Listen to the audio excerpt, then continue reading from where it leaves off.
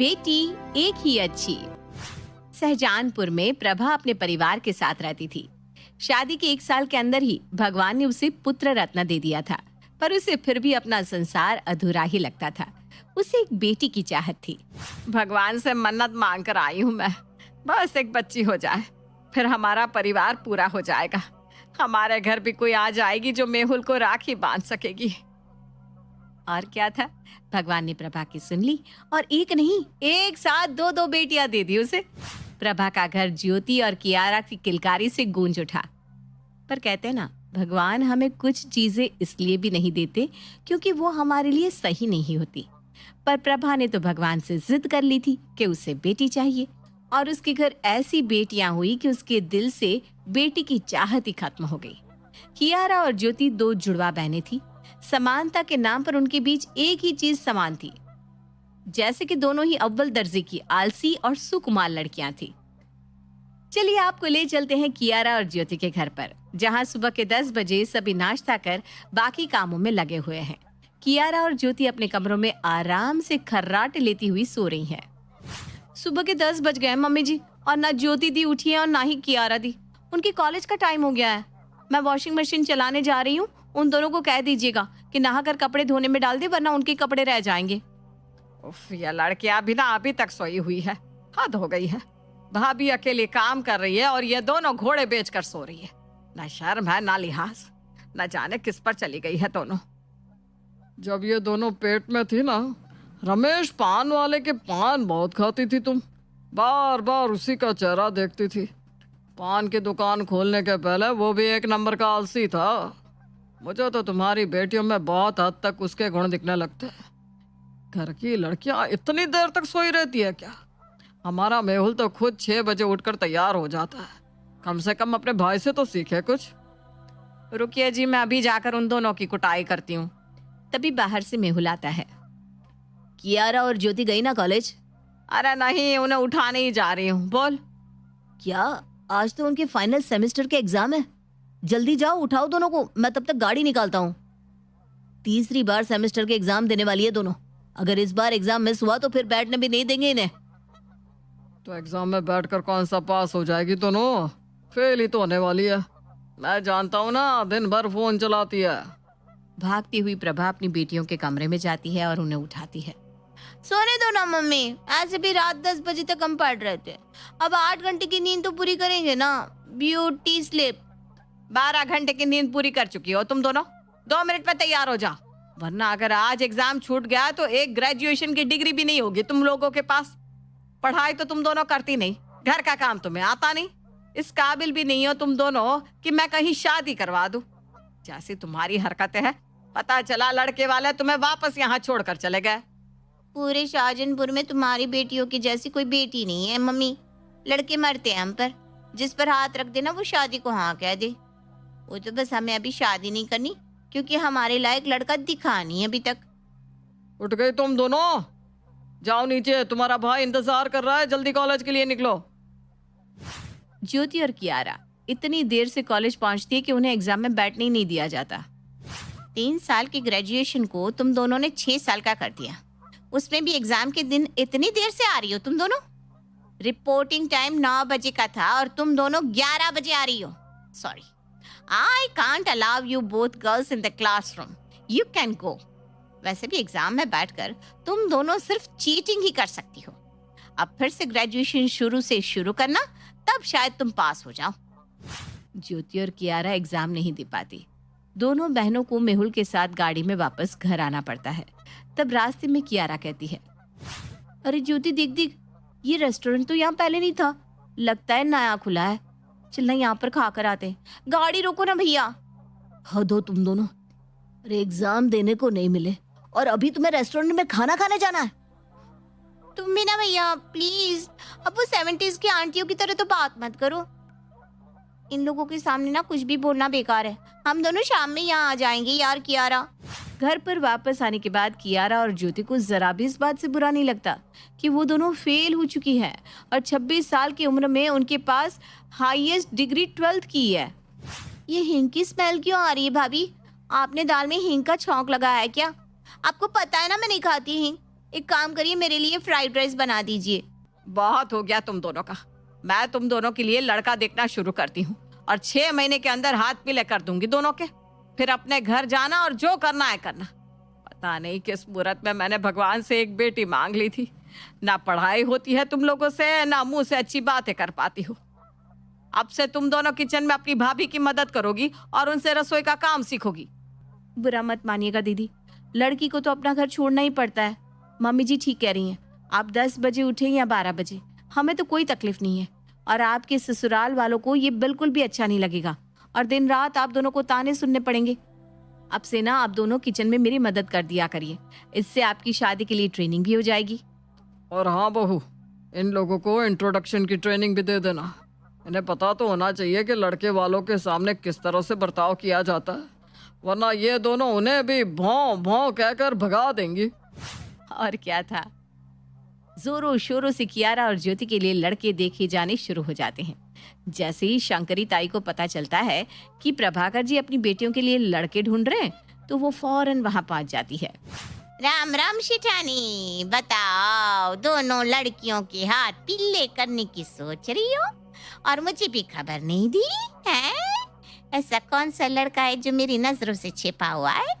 तराश कर ऐसा रिश्ता लेकर आऊंगी हमारी दोनों लड़कियों के लिए कि तुम दोनों जिंदगी भर मेरे नाम की माला जपती रहोगी। बस दोनों बच्चियों को पहनावे बदलने पड़ेंगे। ये फटी हुई जींस पहनकर लड़के वालों के सामने जाएगी तो होता होता रिश्ता भी टूट जाएगा। नहीं नहीं ताई जी, आप टेंशन मत लीजिए, कपड़े तो हम बदलवा देंगे। आप लड़के बताइए। तो फिर ठीक है, कल ही मैं 2-4 अच्छे रिश्ते चैट करके ज्योति और कियारा दोनों के लिए लेकर आती हूँ। अपनी दोनों ननदों की विदाई की तैयारी देखकर प्रज्ञा फूले नहीं समाती। आखिरकार उसका पीछा उसकी 2 ननदों से छूटने जो वाला था और ये खुशी वो अपनी माँ को फोन करके जाहिर करती है। तुझे कब बुद्धि आएगी मुझे नहीं पता। 2 नंदे हैं तेरी, साल की 6 महीने एक ननद तेरे पास बैठी रहेगी और बाकी 6 महीने दूसरी। तो कब तुझे अपने लिए फुर्सत मिलेगी? कभी तो अपनी बुद्धि के घोड़े दौड़ाया कर। मैं तो कहती हूँ एक ही घर में दोनों की शादी कर दे। अब आए दोनों साथ में जाए, उनके ससुराल वाले ज्यादा दिन तक दोनों को साथ छोड़ेंगे नहीं, तो बाकी के समय तो तू अकेले गुजार सकेगी ना। दोनों अलग अलग घर जाएगी तो कभी कोई आई हुई रहेगी तो कभी कोई। तुझे लगेगा ही नहीं कि तू फ्री हुई है। अरे वाह मम्मी, ये तो मैंने सोचा ही नहीं। कल ही शंकरी ताई कियारा और ज्योति दीदी के लिए लड़की के रिश्ते लेकर आएंगी। जिस घर में 2 लड़के होंगे उसी घर में इन दोनों की शादी करवाकर मैं मुक्त हो जाऊंगी। अगले दिन शंकरी ताई कुछ लड़कों का रिश्ता लेकर आती है। ये देखी सेठानी, ये है लड़के। ये राहुल अपने घर में इकलौता, जो होगा तुम्हारी बेटी का ही होगा। और ये है करण, 2 भाई है, एक राज और करण। दोनों जुड़वा है पर शक्ल अलग अलग है। हमारी लड़कियों की तरह दोनों ही खर्रा सोना है। क्या जुड़वा लड़के? मैं तो कहती हूँ मम्मी जी, इन्हीं से कियारा और ज्योति दी की बात चला लेते हैं। दोनों साथ में रहेंगी तो दोनों का मन भी लगा रहेगा और काम भी बच जाएगा। इकलौते लड़के के परिवार में जाएगी तो काम भी तो उतना ही रहेगा ना मम्मी जी। और अब पता नहीं जिस घर में जाएगी वहाँ कैसी सास मिले, कोई अपना तो होना चाहिए ना सहारे के लिए। ठीक कहा बहू तूने, मेरा तो अभी से कलेजा फटा जा रहा है। गुस्से में मैंने कह तो दिया कि शादी करवा दूंगी, पर इन दोनों के बिना मेरा मन लगेगा कैसे? अरे पर मम्मी जी, आप जो कर रही हैं उनकी भलाई के लिए कर रही है ना। कभी ना कभी तो उन्हें जाना ही था। प्रभाकर करण और राज के घर वालों से बातचीत करता है। प्रज्ञा अपनी दोनों ननद को सती सावित्री होनहार लड़कियों की तरह सजाकर लड़के वालों के घर भेजती है, जिन्हें देखते ही लड़के वाले फौरन हाँ कर देते हैं। बस बस, अब हमें कोई सवाल जवाब नहीं करना। भाग गई हमें दोनों लड़कियां। बस 2 जोड़ों में इन्हें हमारे हवाले कर दीजिए। बेटा जी, आप दोनों को मेरी बेटियों से कुछ पूछना है तो पूछ सकते हैं। क्या मम्मी जी, आप भी ना, आंटी जी ने कह दिया ना, अब अपनी माँ के आगे थोड़ी ना बोलेंगे दोनों। तो बस अब पंडित जी को बुलाकर अच्छी तारीख निकलवा कर दोनों की शादी कर देते हैं।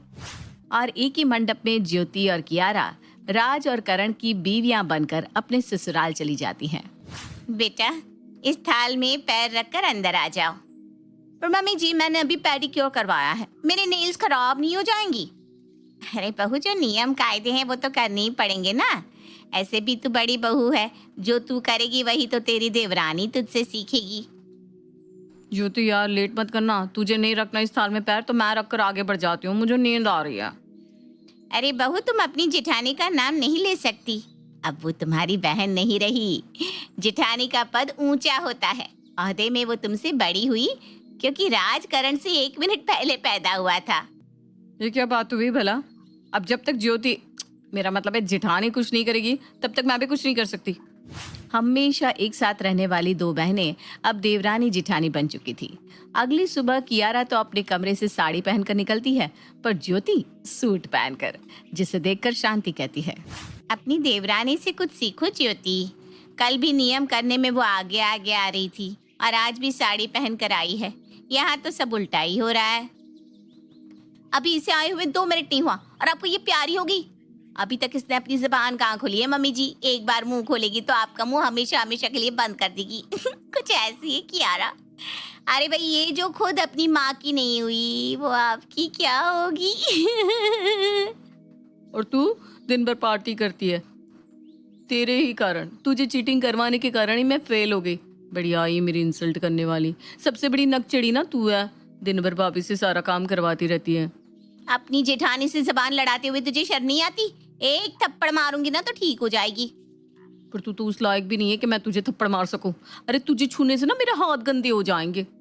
बहुत हो गया, बहुत बदतमीजी कर ली तूने मेरे साथ।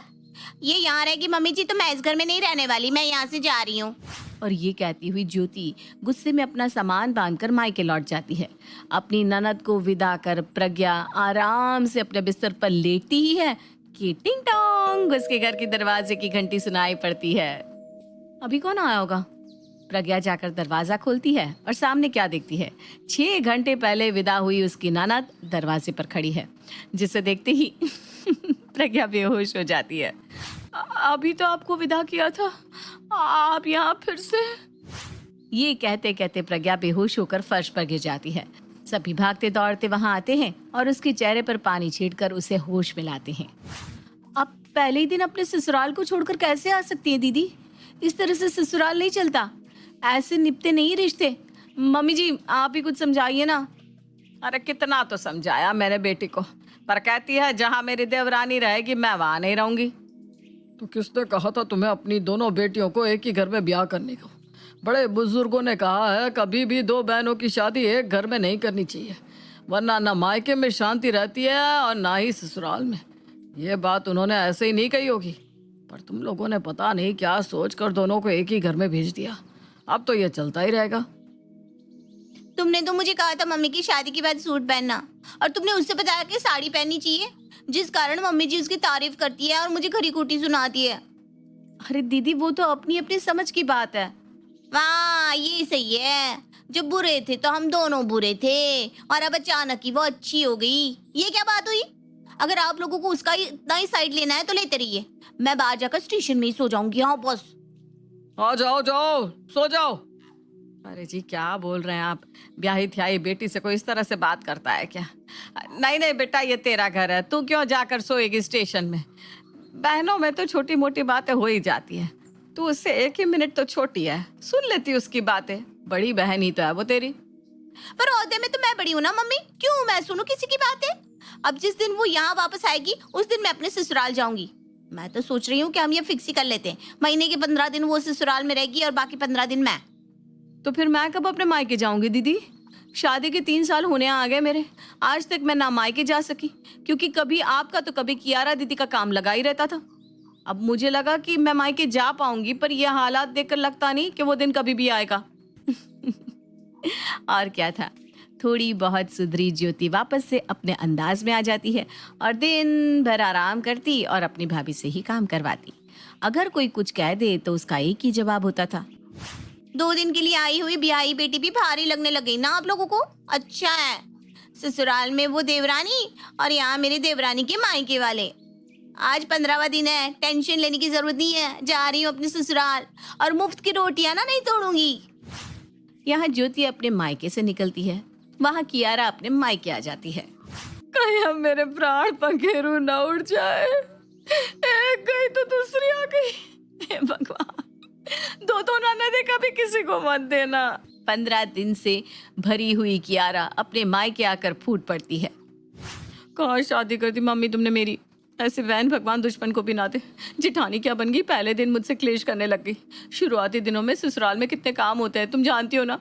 वो तो मुंह उठाकर आ गई मायके, सारा का सारा काम अकेले मुझ पर आ गया। जेठ जी का खाना भी मुझे ही बनाना पड़ रहा था, यहाँ तक कि मैं आप लोगों को फोन करके अपना दुखड़ा भी नहीं सुना सकती थी, क्योंकि यहाँ तो वो पहले से आकर बैठी हुई थी। बात करने देती क्या मुझे आप लोगों से? अब तो ये घर कम महाभारत की रणभूमि ज्यादा लगने लगी है। 15 दिन वो आकर रो कर गई, अब 15 दिन ये रो लेगी। जैसे ही सब एक साथ बैठे, ज्योति बुराई पुराण शुरू हो जाता है। इसके अलावा भी कियारा सबको अलग अलग पकड़ पकड़ कर अपनी जिठानी यानी कि अपनी जुड़वा बहन की बुराई करती रहती।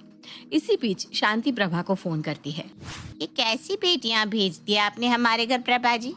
आप लोगों ने तो हमें ठग लिया। अगर हमें पहले पता होता कि ये जुड़वा बहनें दुश्मनों की तरह रहने वाली हैं, तो हम ऐसी लड़कियों को कभी अपने घर नहीं लाते। ये तो हमारा घर तुड़वा कर रहेगी। ये कौन सा सोल्यूशन हुआ कि 15 दिन एक बहू मायके बैठी रहेगी तो 15 दिन दूसरी? देखिए आप परेशान मत होइए शांति जी, मैं बात करती हूँ दोनों बच्चियों से। यही सुनना बाकी था। बचपन से इन दोनों के स्कूल के प्रिंसिपल से बातें सुनता आया हूँ। दोनों को एक दूसरे का साथ था, इसी कारण इस घर में इतना कलेश होता था। एक गलती करती थी तो दूसरी उसे बचा लेती थी, और दूसरी गलती करती थी तो पहले। एक ही बेटी होती तो किसी भी तरह सुधर ही जाती। पहले दोनों दोस्त बनकर हमें परेशान करती थी, और अब दुश्मन बनकर। यह देखकर समझ में आ गया है कि बेटी तो एक ही अच्छी। दो ननदों से भला मेरी एक ही ननद होती तो मैं भी कैसे भी चीजों को मैनेज कर लेती। पापा जी आप ठीक ही कह रहे हैं।